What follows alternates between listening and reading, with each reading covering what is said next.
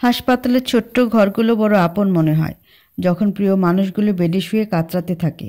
ফিনাইলের গন্ধটাও নাকে সয়ে যায় যখন আপন মানুষটার কষ্টভরা মুখটা সামনে ভাসে।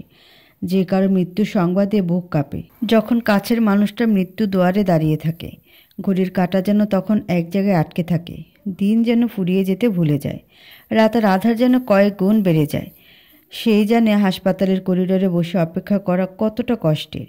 যে অপেক্ষা করে আপন মানুষটা যখন মৃত্যুর সাথে লড়াই করে তখন বুঝতে পারি মানুষটার হৃদয়ে কতটা গভীরে লুকিয়ে আছে।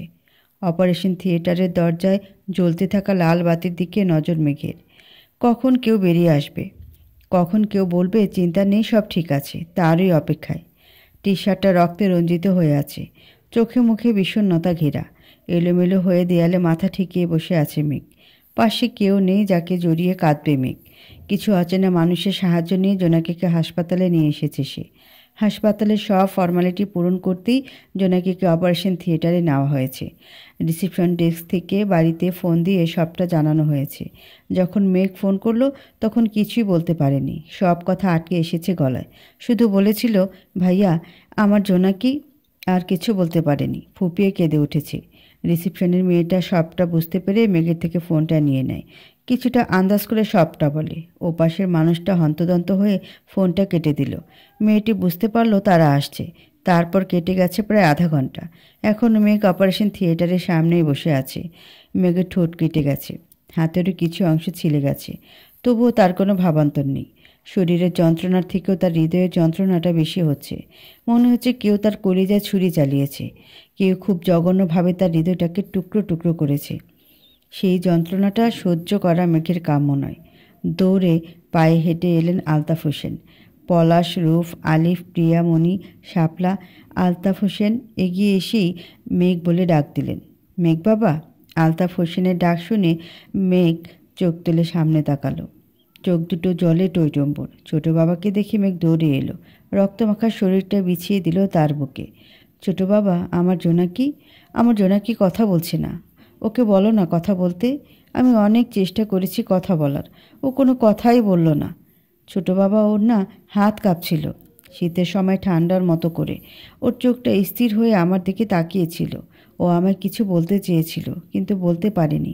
ওর শরীর থেকে দেখো কত রক্ত ঝরে পড়েছে, দেখো দেখো। মেঘ এই কথা বলেই নিজের শরীরের দিকে ইশারা করলো। সবার চোখে পানি চিকচিক করছে। এই মুহূর্তে মেঘের সামনে কেঁদে দেওয়া ঠিক হবে না। এমনই নিজের অবস্থা ভালো না, একদম ভেঙে পড়েছে। বাড়ির সবাইকে কাঁদতে দেখলে আরও ভেঙে পড়বে। সবাই নিজেকে যথেষ্ট শক্ত রাখলো মেঘের সামনে। পলাশ এসে ভাইয়ের কাঁধে হাত দিতেই ভাইকে জড়িয়ে আবারও কাঁদতে রইল মেঘ। জানিস ভাই, ও আসতে চায়নি, আমি জোর করে নিয়ে বের হলাম। আমার জন্য আজ ওর এই অবস্থা। আমি দায়ী। এই তোরা পুলিশে ফোন কর, আমাকে ধরিয়ে দে। বলবি প্রতারণা করেছি, সাথে মেরে ফেলার প্ল্যান। আরে কর না ফোন। আর কথা বলতে পারল না।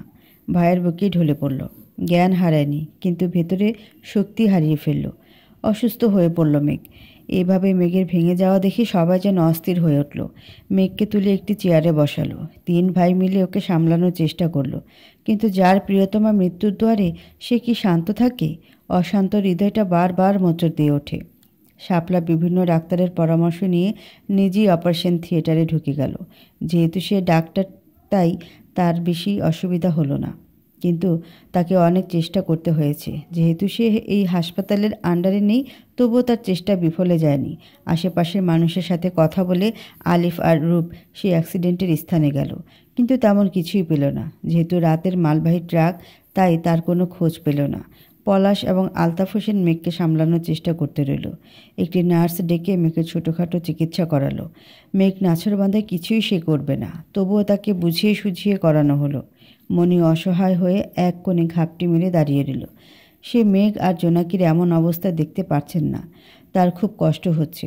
দুজনেই তো দুপ্রান্ত থেকে কষ্ট পেয়েছে। এটা আল্লাহর কেমন পরীক্ষা! হয়তো এরপরই সুখের দিন শুরু। আল্লাহ যা করেন ভালোর জন্যই করেন। কিন্তু মেয়েটা শেষ পর্যন্ত বাঁচবে তো? এই একটা কথা মাথায় এলেই সব উত্তর এলোমেলো হয়ে যায়। রাতের শেষ হয়ে দিনের সূচনার প্রথম ধাপ ফজরের আজান। মুয়াজ্জিনের মধুর কণ্ঠ জানান দেয় আর কিছুক্ষণ পর নতুন সকালে জন্ম হবে। মুমিনদের ঘুম ভেঙে যাবে। আর শয়তানের দল আরামে ঘুমটা গভীর করবে। পরিবারের কারো চোখে ঘুম নেই, সবাই তাকিয়ে আছে একটি বন্ধ দরজার দিকে। নজরটা সেখান থেকে চাইলেও কেউ সরাতে পারছে না। এক সময় তাদের অপেক্ষার অবসান ঘটিয়ে খোলা হলো সে বন্ধ দরজা। সেখান থেকে বেরিয়ে এলো তিনজন মানুষ, যাদের মাঝে শাপলাও আছে। তিনজন কিছু একটা নিয়ে কথা বলছেন। শাপলার মুখ বিষণ্ণতায় ঘেরা। তাহলে কি শেষ রক্ষা হলো না? মেঘ সবাইকে বেরিয়ে আসতে দেখিয়ে ছুটল। স্যার, জোনাকি কেমন আছে?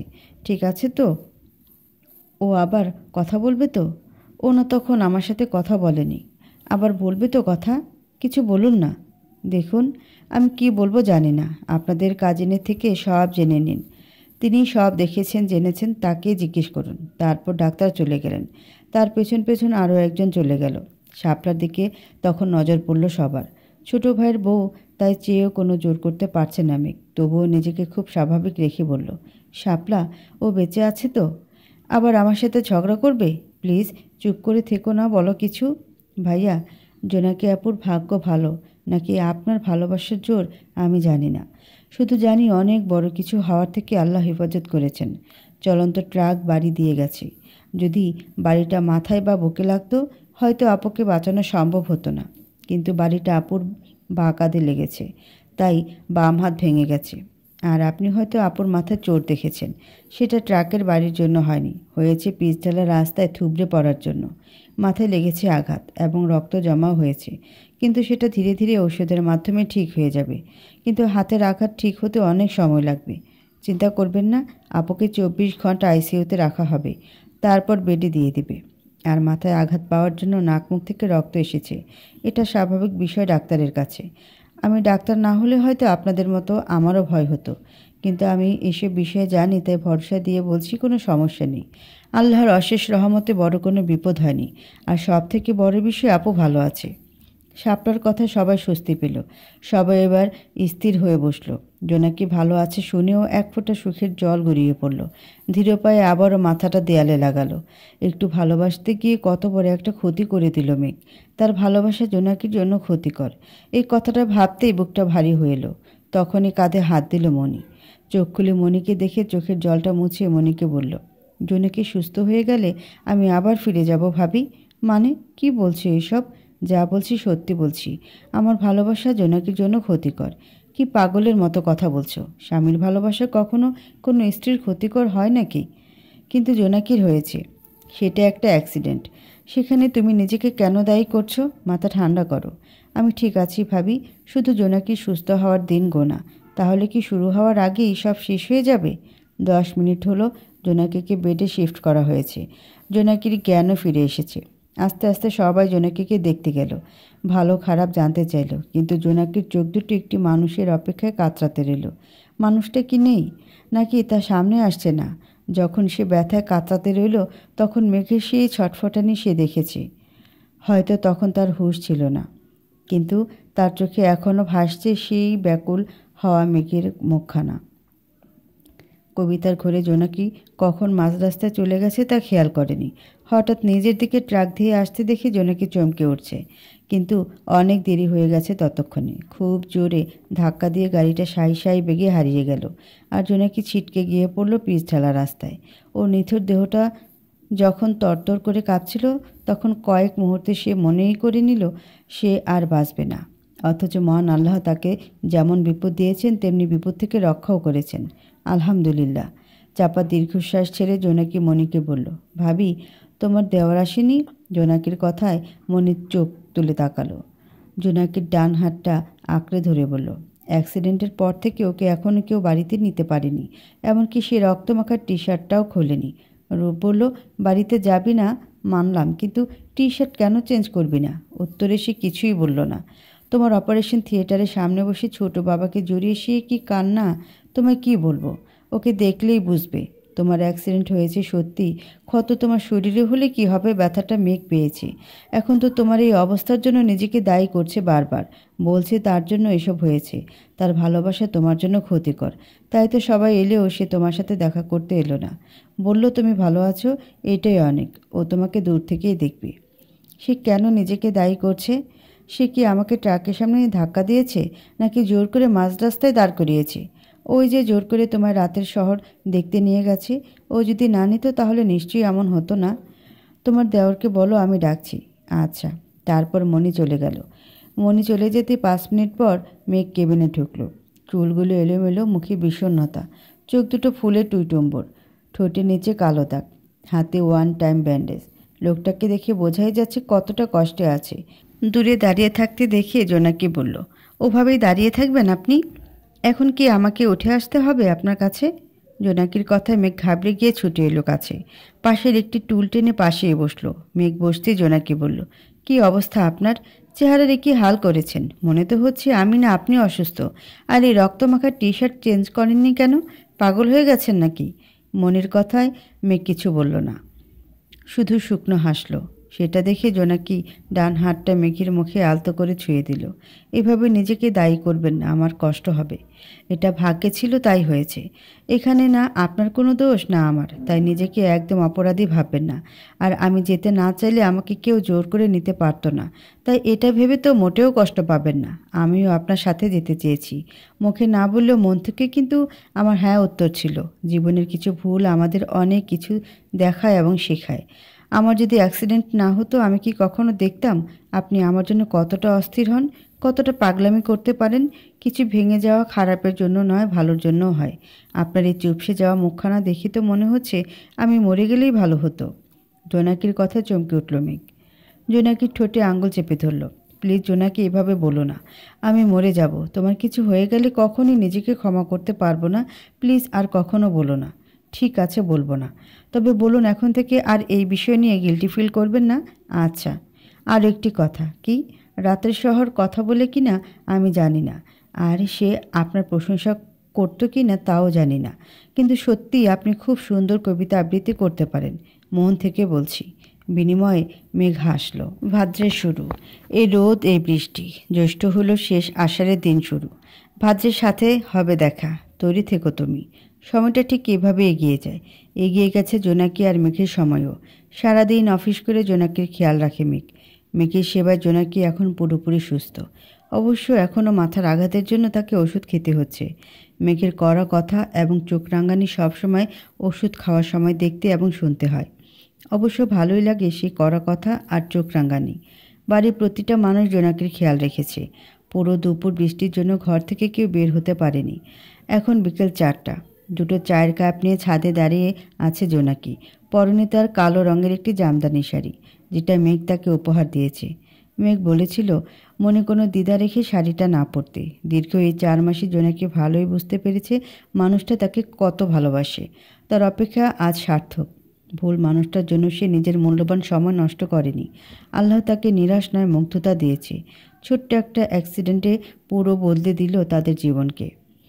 কিন্তু কিছু খারাপ জীবনে নতুন অধ্যায়ের শুরু। সব কিছু ঠিক করতেই আজ জোনাকি ছোট্ট আয়োজন করেছি। সেই ছোট্ট আয়োজনে দুজনের জন্য 2 কাপ চা এবং একটু নিজেকে সাজিয়ে তোলা। এতটুকু আয়োজনেই মেঘ আকাশ পাবার মতো খুশি হবে। জোনাকির ভাবনার মাঝে মেঘ উপস্থিত হলো ছাদে।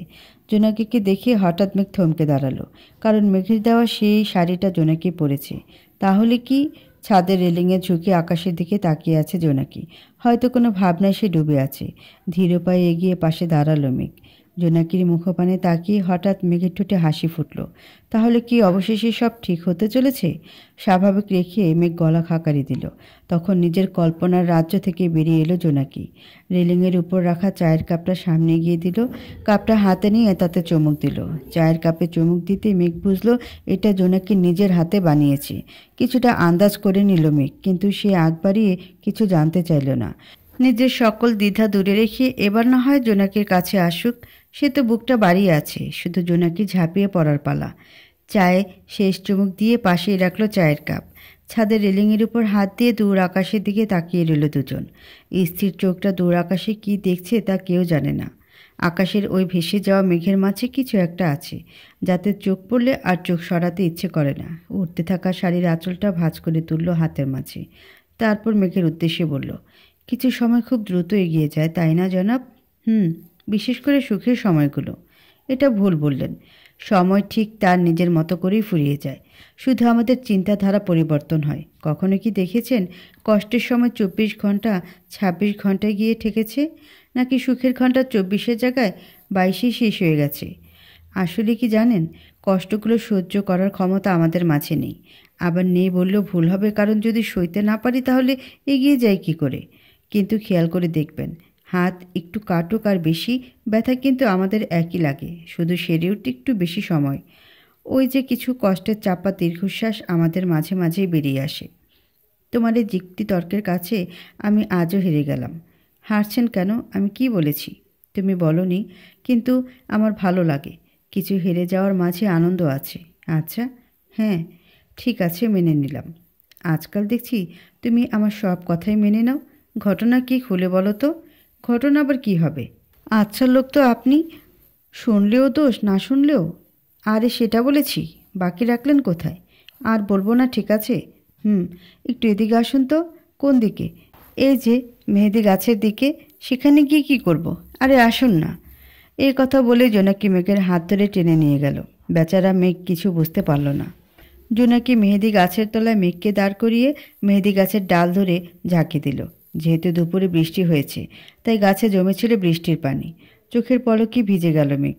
হঠাৎ নিজের গায়ে এভাবে বৃষ্টির ফোঁটার মতো পানি পড়তেই ভ্যাবাচাকা খেল মেঘ। জোনাকি পুরো ছাদ কাঁপিয়ে হাসতে রইল।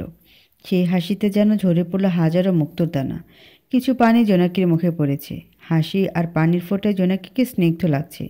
মেঘ জোনাকিকে কিছু বলতে চেয়েও পারল না। মাথার চুল ঝাড়তে ঝাড়তে সরে এলো গাছের তলা থেকে। তখনও জোনাকি হাসছে। হাসতে হাসতে বলল, কী যে সুন্দর লাগছিল আপনায়, কি বলবো। আমাকে বোকা বানিয়ে এখন হাসা হচ্ছে, তাই না? পারলে আপনিও বানান বোকা। বারণ করেছে কে? বাহ, কি বাহ? কিছু না। ও, জানো, নারীকে সবথেকে বেশি সুন্দর কখন লাগে? কখন? যখন সে আয়নার সামনে বসে ঢং করে। কি? জি। মজা হচ্ছে আমাকে নিয়ে? দেখাচ্ছি মজা। এই কথা বলে পুরো ছাদে মেঘকে দৌড় করালো জোনাকি। মেঘও তালে তাল মিলিয়ে দৌড়ে গেল। একসময় জোনাকি হাঁপিয়ে উঠল। দুই হাঁটুর উপর হাত রেখে জোরে শ্বাস নিতে রইল আর বলল, আমি আর পারছি না। ঠিক আছে, তাহলে আর আমাকে দৌড় করিও না। তুমি হাঁপিয়ে উঠবে, তাই দাঁড়িয়ে থাকাই ভালো। আপনি খুব খারাপ। আরে আরে, এখানে খারাপের কি দেখলে? অনেক কিছু। আচ্ছা, এখানে বসো, জিরিয়ে নাও। তারপর ওরা দুজন দুটো চেয়ারে বসলো। কিছুটা সময় পার হতে মেঘ প্রশ্ন করলো, জোনাকি, একটা কথা বলবো? হ্যাঁ, বলুন। নয়ন নামের ছেলেটা তোমার চাচাতো ভাই হলেও তোমার মনে হয় না সে একটু বেশি তোমার খোঁজ নেয়? আজকাল তো নিজের ভাই খোঁজ নেয় না ঠিক মতো, সেখানে চাচাতো ভাই একটু বেশি না? আমার কাছে লাগে না। কেন? কারণ আমি তার না পাওয়া ভালোবাসা। কি? হুম, সে আমায় অনেক আগে থেকেই ভালোবাসে, শুধু মায়ের ভয়ে আমাকে বলতে পারেনি। আমারও যে তাকে খারাপ লাগতো তা নয়। যখন ভালো লাগা এসে মনে নাড়া দিয়েছে, তখনই আপনার সাথে বিয়ে হয়ে গেছে। তাই সে ভালো লাগা বাস্তবের কাছে হারিয়ে গেছে। ভালোবাসে তো, তাই সে এত আমার খোঁজ নেয়। সে জানে আমি তার মনের খবর জানি না, কিন্তু আমি অনেক আগে থেকেই জানতাম। মানুষটা অনেক আলাদা, ওদের পুরো পরিবার থেকে আলাদা। অভিমান করে এই 6 বছর বিদেশে গিয়ে পড়ে আছে। চাচি কতবার বলেছে ফিরে আসতে, কিন্তু আসবে না। আমিও বলেছি অনেকবার, কিন্তু বলে কার জন্য ফিরে আসব। আমি বুঝেও প্রশ্নটা এড়িয়ে গিয়ে বলি, কেন? তোমার পরিবারের জন্য। আর ও ততবারই দীর্ঘশ্বাস লুকায় এটা ভেবে আজও আমাকে জানাতে পারল না বা বোঝাতে। কিন্তু ও এটা জানে না, আমি অনেক আগেই জেনেছি ওর মনের খবর। যে দীর্ঘশ্বাসের কোনো ঠিকানা নেই, তাকে গুণে কী হবে? আচ্ছা, নিচে চলো, আকাশে মেঘ হয়েছে, যখন তখন বৃষ্টি হতে পারে। কিন্তু মেঘ মুখ ফুটে বলতে পারল না। পৃথিবীর আকাশে নয়, তার মনের আকাশে মেঘ জমেছে। না, আজ বৃষ্টিতে ভিজব। এমনই শরীর ঠিক হয়নি তোমার। তার মাঝে বৃষ্টিতে ভিজলে জ্বর হবে। হলে হোক, সেবা করার জন্য তো আপনি আছেন। মেঘ কিছু বলতে উদ্যত হলে গুড়ি গুড়ি বৃষ্টি পড়তে শুরু করলো। কি প্রকৃতি! এই তো ঝলমল করছিল রোদে, কয়েক সেকেন্ডে মেঘ এখন বৃষ্টি। কোনো রকম জোনাকির হাত ধরে বলল, চলো চলো, বললাম তো বৃষ্টিতে ভিজবো। একদম পাগলামি করবে না, এখন বৃষ্টিতে ভেজা নিষেধ। বৃষ্টিতে ভেজা নিষেধ? নাকি এই পাশের মানুষটা আমাকে ভেজা শরীরে দেখলে তার কন্ট্রোল হারিয়ে ফেলবে? সে তো আবার আমাকে ভেজা অবস্থায় দেখলে নিজের কন্ট্রোল হারিয়ে ফেলে। জোনাকির কথায় তাজ্জব হলো মেঘ। মেয়েটা বিচক্ষণ মানুষ, অল্প কথায় পুরো গল্প বানিয়ে ফেলে। নিজেকে সামলে বলল, যেটাই ভাবো না কোনো সমস্যা নেই, কিন্তু বৃষ্টিতে ভেজা চলবে না। কিন্তু জনাব, আমি তো একটা কথা বলতে চাই আপনায়। কি কথা?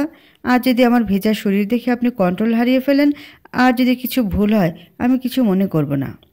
কয়েক সেকেন্ড সময় লাগলো জোনাকির কথাটা বুঝতে।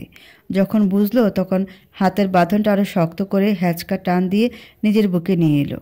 মেঘের বুকে লুটিয়ে পড়তেই জোনাকি ভয়ে চোখ বুজে ফেলল। চোখের পাপড়িগুলো ঘন ঘন পিটপিট করলো। হালকা জোনাকির শরীরটা কেঁপে উঠতেই মেঘ ছাদ কাঁপিয়ে হেসে উঠল। যাকে একটু ছুঁয়ে দিলে লজ্জায় নুয়ে যায়, তার সাথে কিছু ভুল করলে তো আমাকে পুলিশ ধরে নিয়ে যাবে আর বলবে কাউকে অতিরিক্ত লজ্জা দেওয়ার অপরাধে ইউ আন্ডার অ্যারেস্ট মিস্টার মেঘ। মেঘের কথার মানে বুঝতেই জোনাকি একটা চিমটি কাটলো মেঘের বুকে। আহ, কি করছো? ব্যথা পাচ্ছি তো। পান, তাতে আমার কি? শুনুন, লজ্জা মেয়েদের অলংকার আর স্বামী তাদের অহংকার। যখন দুটো সাথে থাকে তখন তো নারী লজ্জায় নুয়ে পড়বেই। আচ্ছা, তার মানে আমার বউয়ের এই খোলা আকাশের নিচে বাসর করা শখ জেগেছে? সমস্যা নেই, আমি যখন তার মাঝে ডুব দিব নির্লজ্জের মতো, তখন আকাশ নির্লজ্জের মতো চেয়ে থাকলে আমার কিন্তু দোষ নেই। কি? ছি, অসভ্য। মুখে কিছু আটকায় না। তারপর জোনাকি মেঘকে ধাক্কা দিয়ে চলে যেতে নিল। হাতটা টেনে ধরে মেঘ গিয়ে উঠল, এই ভালো এই খারাপ, ও প্রেম মানে মিষ্টি পাপ। চলো, মানে মানে দিয়ে ফেলি ডুব তুমি আমি মিলে। দুজনেই মনটাকে ও বেঁধে ফেলি সাত পাকে। চলো, ছোটোখাটো করি ভুল চুক তুমি আমি মিলে। সাজিয়েছি ছোট্ট এক ফালি সুখ, রাজি আছি আজকে বৃষ্টি নামুক, তুমি আমি ভিজবো দুজনে খুব, ভরসা দিলে। এই ভালো এই খারাপ, ও প্রেম মানে মিষ্টি পাপ। চলো, মানে মানে দিয়ে ফেলি ডুব তুমি আমি মিলে। দেখো না, এই আকাশ শ্রাবণ নেমেছে আজ হাজার বারণ জেনে। ও আওয়াজ শুনি আমায় ডাকো, ডাকো চাদর আমার কাছে টেনে। রঙে রঙে ভরিয়ে দিয়েছি ঘর, ভিজে গেছি বৃষ্টি নামার পর। তুমি আমি ঘর থেকেও যাযাবর যাচ্ছি চলে।